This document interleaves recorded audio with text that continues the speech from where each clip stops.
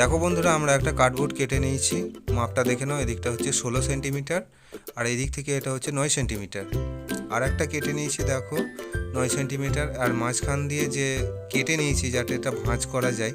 দেখো এইভাবে ভাঁজ হয়ে যাবে, হ্যাঁ এইভাবে দাঁড় করানো থাকবে। তো আর একটা কার্ডবোর্ড কেটেছি, এই দিক থেকে 2.5 সেন্টিমিটার নিয়েছি আর এই দিক থেকে 5.5 সেন্টিমিটার নিয়েছি।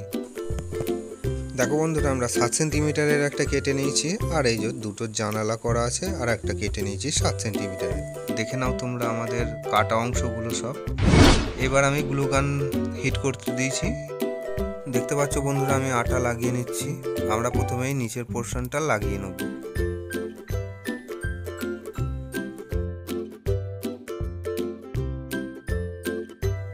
দেখতে পাচ্ছ কেমন হলো। এটা হলো উপরের পোর্শন, এইভাবে লাগিয়ে নিতে হবে ওটা। আবার আটা দিয়ে দিচ্ছি।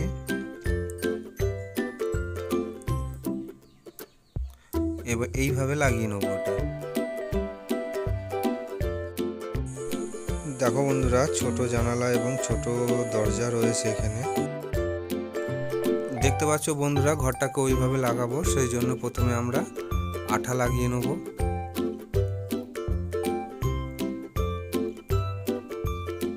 বেশ, আঠা লাগানো হয়ে গেছে। এইভাবে আমরা এটাকে বসিয়ে নেব। দেখতে পাচ্ছ বন্ধুরা, খুব সাবধানের সঙ্গে তোমরা বসাবে।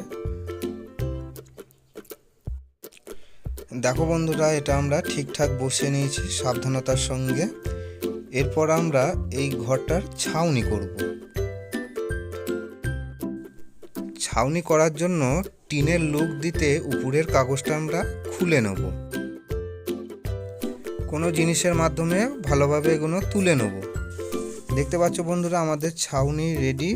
এইবার আমরা আটার সাহায্যে ছাউনিগুলোকে বসাবো।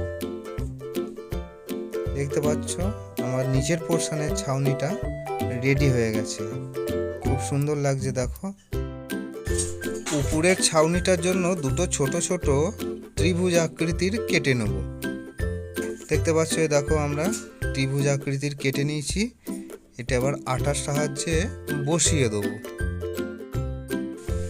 বন্ধুরা, এটা খুব সাবধানতার সঙ্গে বসাতে হবে, তার কারণ এটা ছোট তো, তাই একটু সময় নিতে হবে। দেখো বন্ধুরা, উপরের চালের জন্য এইখানটা আমরা বসিয়ে নেব। তার আগে আমরা আঠা দিয়ে নিচ্ছি। আঠা দিয়ে এবার আমরা উপরেরটা বসিয়ে নিলাম। এইভাবে একইভাবে পিছনের দিকটাও বসিয়ে নিচ্ছি। দেখো আমাদের চাল কমপ্লিট হয়ে গেছে। কি সুন্দর একটা ঘরের লুক এসেছে। দেখো, ঘরটাকে সুন্দর বানানোর জন্য আমরা রং নিয়ে নিলাম। এবার আমরা রং করব। এই চালের উপর পোর্শনটা রং করার জন্য আমরা প্রথমে এই নীল রংটা নিলাম।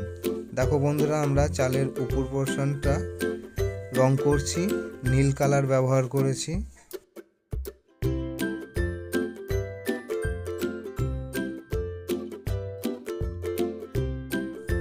সামনের দেওয়ালটা দেখো আমরা কমলা রং করলাম। পিছনের দেওয়ালটা আমরা সাদা রং করে দিচ্ছি। এবার নিচের পোর্শন যেটা রয়েছে সেটা আমরা সবুজ করে দেবো। দেখো বন্ধুরা, কি সুন্দর লাগছে। এটাকে আর একটু ডেকোরেশন করব। তার জন্য আমরা প্রথমে একটা গাছ তৈরি করব। দেখতে পাচ্ছ গাছগুলো, এই গাছটাকে তৈরি করছি আমরা। গাছটাকে একটুখানি আমরা রং করে দেবো, আরও সবুজ লাগে যাতে গাছটা। দেখতে পাচ্ছ বন্ধুরা, এবার এই একটা টবের মতো তৈরি করেছি, এটা বসিয়ে নিলাম। এবার আমরা এটা আঠা দিয়ে ঘরটার পাশে বসিয়ে দেবো।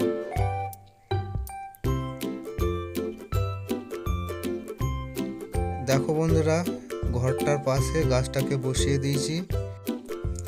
দেখো বন্ধুরা, আমাদের ফাইনাল লুক চলে এসেছে। আমাদের কাপটের যে আমি লুক দিতে চেয়েছি সেটা সম্পূর্ণ হলো।